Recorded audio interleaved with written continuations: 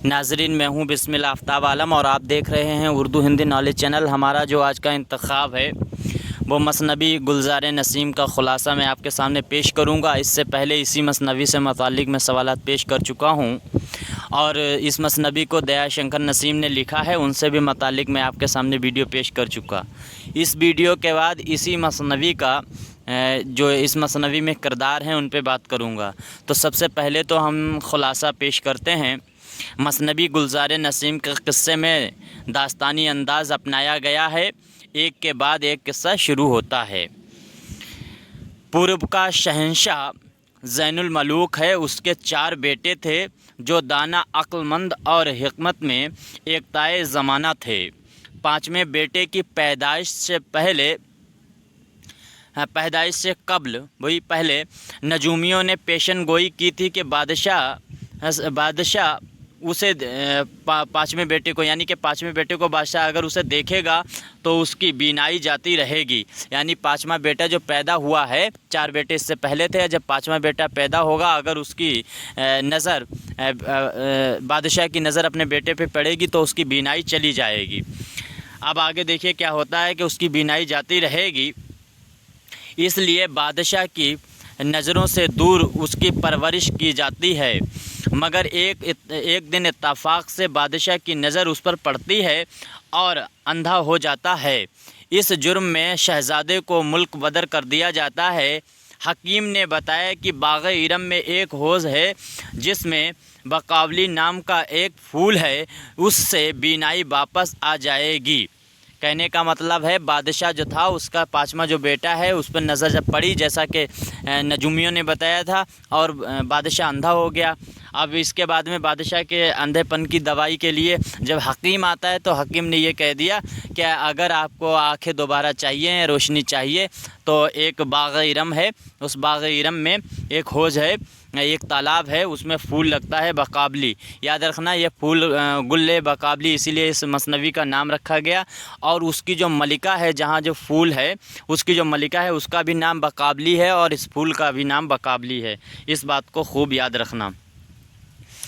वापस आ जाएगी और चारों शहज़ादे बकाबली की तलाश में निकल पड़ते हैं। 5वां शहज़ादा भी साथ हो लेता है। रास्ते में दिलबर बीसमा का महल है। याद रखना ये दिलबर बीसमा एक औरत है जो बहुत ही चतुर और चालाक है, क्लेवर औरत है। ये जुआ खेलकर हर किसी को हराकर अपना गुलाम बना लेती है और ऐसा ही होता है।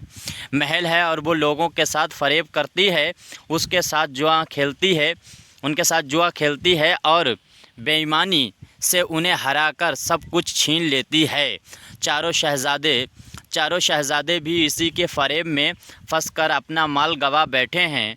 दिलबर बीसमा चारों की पश्त पर अपनी ग़ुलामी की मोहर लगा देती है। कहने का मतलब चारों को ग़ुलाम बना लेती है जो चारों शहज़ादे थे। मगर 5वां शहज़ादा ताजुल मलूक उसे जीत जाता है, यानी इस औरत को जीत लेता है ताजुल मलूक, इसे हरा देता है जुए में।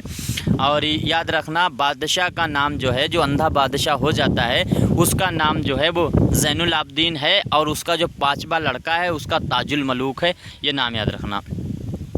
इसके बाद शहज़ादा आगे बढ़ता है तो एक देव से उसका सामना होता है, लेकिन वो अपने हवले की तरकीब से शहज़ादा उसे बस में कर लेता है। यानी शहज़ादा जो है उस देव जो रास्ते में मिलता है उसे अपने बस में कर लेता है और देव उसे अपनी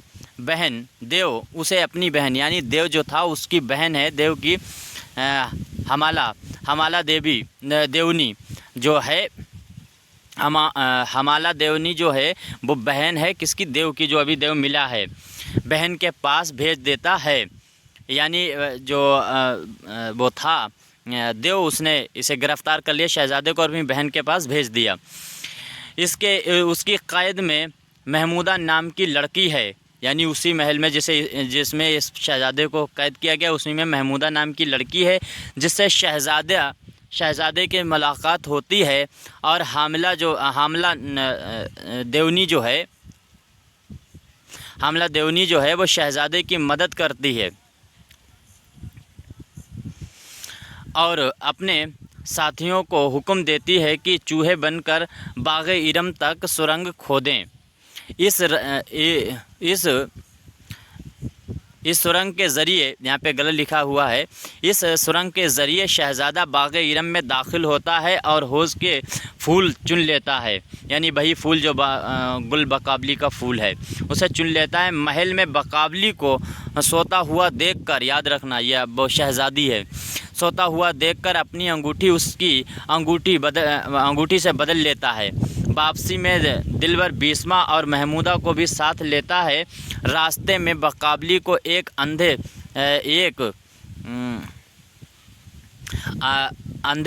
पर आजमाता है, यानी जो फूल वो बकावली का तोड़ के लाया, गुल बकावली का जो फूल तोड़ के लाया उसे अंधे व्यक्ति पे, इंसान पे आजमाता है। कौन? ये पांचवा जो शहज़ादा है ताजुल मलूक ये। और आगे देखते हैं, रास्ते में शहज़ादा से उसकी शहज़ादे से उसके भाई फूल छीन लेते हैं। शहज़ादा हामला देवनी की मदद से, यानी वही देवनी जिसने इसे कैद किया था, देवनी की मदद से शहर के बाहर एक शानदार महल बनाकर रहने लगता है, उसी शहर में जिस शहर में इसका वालिद रहता है। उधर बकावली की जब आँख खुलती है और वो फूल ना पाकर बेकरार हो जाती है, अंगूठी बदली हुई देखकर गुस्से से बेकाबू हो जाती है, मर्दाना लिबास में भेष बदलकर फूल की तलाश में निकल पड़ती है। यहाँ तक आपके समझ में आ रहा होगा। बादशाह जैनुल मलूक, याद रखना ये वही बादशाह जो अंधा हो गया था, लेकिन यह फूल की मदद से सही हो गया है। जो पांचवा शहज़ादा था वो इस फूल को लाया था, लेकिन उसके भाइयों ने छीन लिया और अपने वालिद को सही कर लिया। ये वही बादशाह है। और ये क्या करता है, गुल बकावली जब भेष बदल कर घूम रही होती मर्दाना लिबास में, तो ये जैनुल मलूक जो है उसे अपना वज़ीर बना लेता है। तो जैनुल मलूक उसे अपना वज़ीर बना लेता है। ताजुल मलूक के खूबसूरत महल का सहरा सुन बादशाह अपने वज़ीर बकावली के साथ देखने आता है। कहने का मतलब है, जो ताजुल मलूक देवनी की मदद से अपना महल अच्छा बढ़िया बना लेता है, उसकी तारीफ़ें और उसके बारे में सुनकर उस महल में उसका वालिद ज़ैनुल आबदीन गुल बकावली को साथ में लेकर आता है। ये गुल बकावली वही है जो वज़ीर इसने बना लिया है, और ये मर्दाना भेष में थी, इस चक्कर में उसने मर्द समझकर इसे अपना वज़ीर बना रखा है। अब देखते हैं आगे क्या होता है। बादशाह शहज़ादे को पहचान लेता है, याद रखना ये बादशाह जो है वो अपने बेटे को पहचान लेता है, शहज़ादे को पहचान लेता है। चारों भाइयों का फ़रेब ज़ाहिर हो जाता है, बकावली भी पहचान जाती है, यानी वो अपने फूल को पहचान जाती है और अंगूठी को भी पहचान जाती है।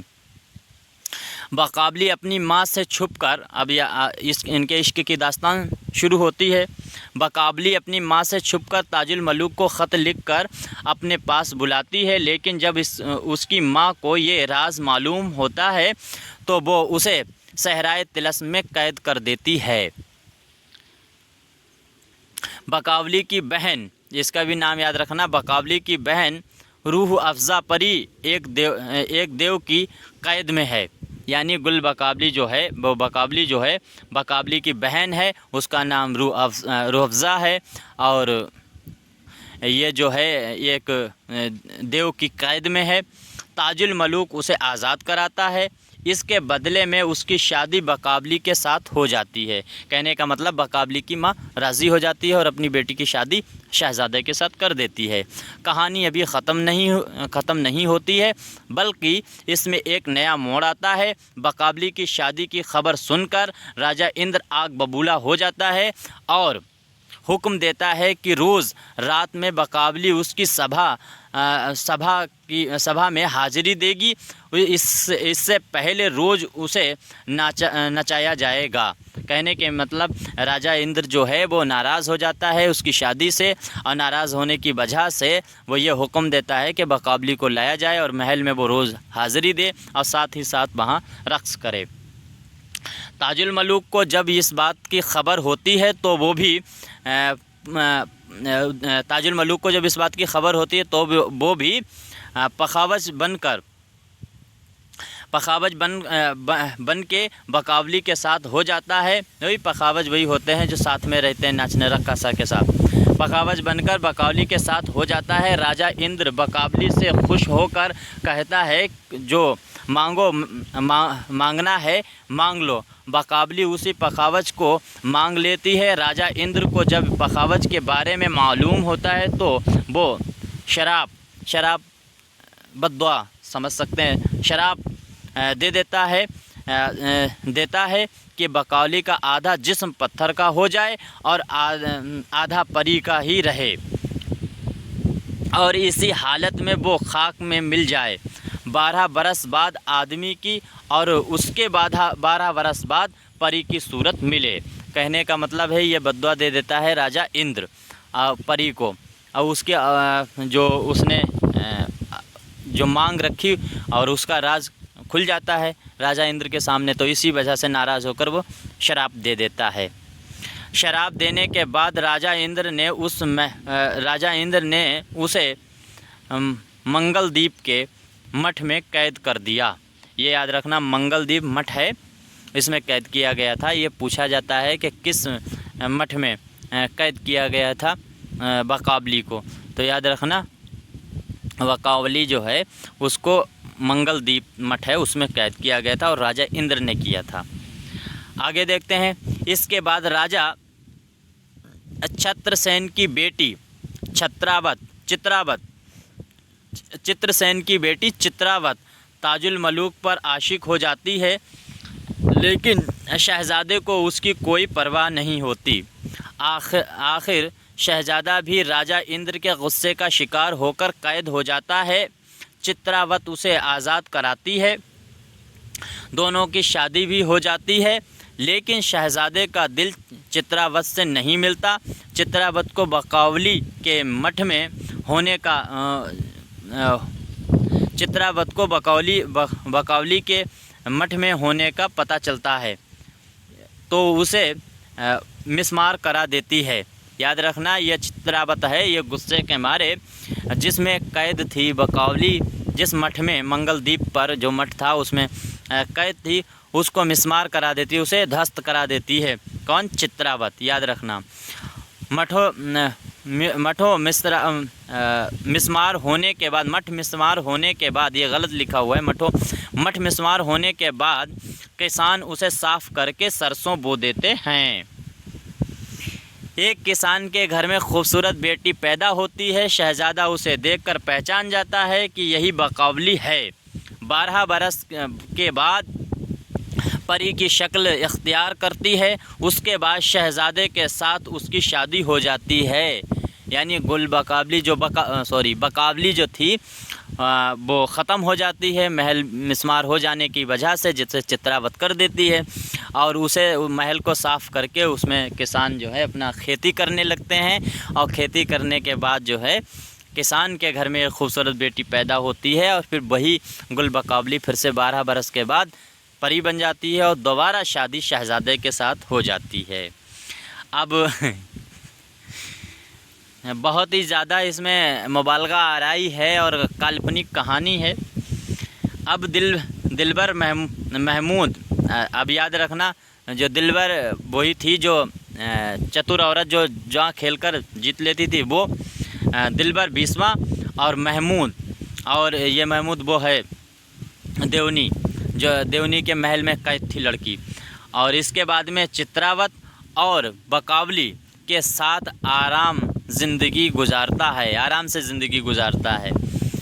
लेकिन कहानी यहाँ ख़त्म नहीं होती, बल्कि बहराम और, याद रखना ये बहराम और रूह अफ़ज़ा, ये गुल बकावली की बहन है, रूह अफ़ज़ा के इश्क की दास्तान शुरू हो जाती है। तो ये मैंने आपके सामने बहुत ही जल्दी और स्पीड के साथ मैंने ये ख़ुलासा आपके सामने पेश किया। उम्मीद करता हूँ आपको समझ में आ गई होगी कहानी, और अगर इससे अच्छी तरह से समझना है तो इस मसनबी को ही पढ़ना होगा। खैर, इसमें जो किरदार हैं उन पे अगली वीडियो में हम बात करेंगे। तब तक के लिए शुक्रिया। खुदा हाफिज़।